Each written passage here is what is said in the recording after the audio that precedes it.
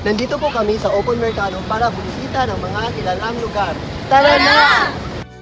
Ang Open Mercado na mas kilala bilang Lapu-Lapu City Public Market ay nagsisilbing puso at sentro ng kalakalan sa Lapu-Lapu City, Cebu.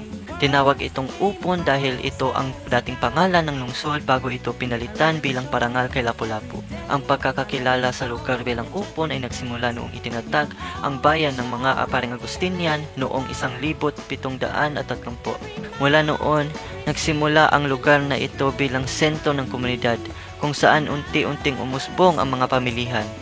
Sa kasalukuyan, ito ay isang abalang pamilihan na nag-aalok ng mga samot-saring produkto kagaya ng sariwang ani, gulay, isda, karne at iba't ibang paninda. Para sa ating unang destinasyon, Nandito po kami sa Plaza Rizal, Tara na! Ang Plaza Rizal sa Open Mercado, Lapu-Lapu City ay hindi lamang isang simpleng liwasan, kundi isang mahalagang pook pasyalan para sa mga residente at turista.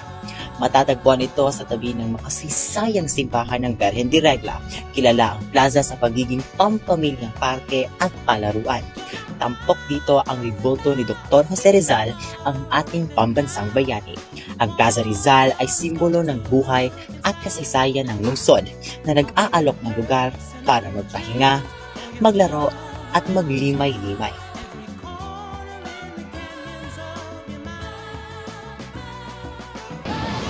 At ngayon, nandito kami sa Birhen de Regla. Ang Birhen de Regla ay matatagpuan sa Dimagata Street, Opon, Lapu-Lapu City, Cebu. Taon-taon, ninarayo ito ng napakaraming deboto upang magdasal at magpasalamat. Ang simbahang Birhen de Regla ay kabilang sa mga pinakamatandang simbahan ng mga Cebuano at opisyal na idineklara bilang National Shrine noong 1969. Higit pa sa pagiging lugar ng pananampalataya, ito rin ay nagsisilbing puok ng pagmumuni-muni at pagninilay sa kasaysayan ng ating bansa.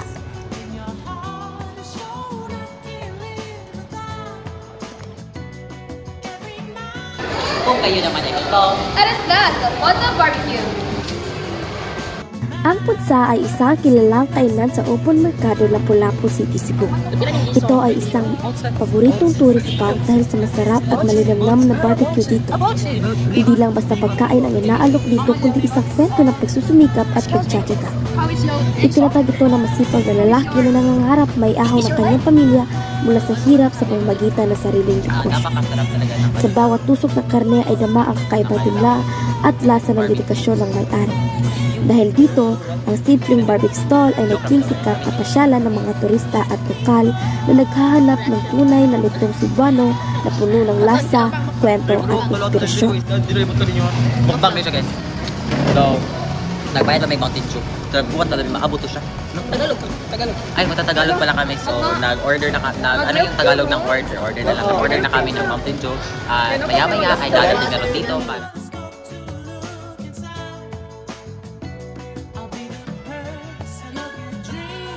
At sa huli naming destinasyon, nandito kami sa Cebu Mactan Ferry Terminal. Dito sa likod sa simbahan sa Mactan. Ang Moel Osmeña Port sa Mactan, Lapu-Lapu City ay isang makasaysayang po na may malaking papel sa kalakalan at transportasyon sa rehiyon. Bagamat hindi ito kasing abala ng mga ibang pantalan, ito ay isang mahalagang daungan para sa mga lokal na mangingisda at mga ngalakan, pati na rin sa mga biyaherong dumadaan batungong mga isla sa paligid. Matatagpuan sa baybaying dagat ng Mactan. Ang port nito ay nagsisilbing saksi sa mga pagbabago at pag-unlad ng lungsod, pati na rin sa buong Cebu. Sa kabila ng pagiging simpleng puok pasyalan, ang Moel Osmeña Port ay simbolo sa kasaysayan, kalakalan at ang pagtuloy na pag-usbong ng komunidad sa Lapu-Lapu. Salamat sa pagsama sa aming paglalakbay! Yes, muli na ta! Okay. Reaction. Katon ka. Mukbang. Dahil bro, tolo ito dahil mo isa, dito yung puto ninyo. Mukbang na siya guys. So guys, so may kibaw asa taron. Pansin may kabaw dyan tayo. Nangasaag na mi. Mga on ba mi? Or ako kanon.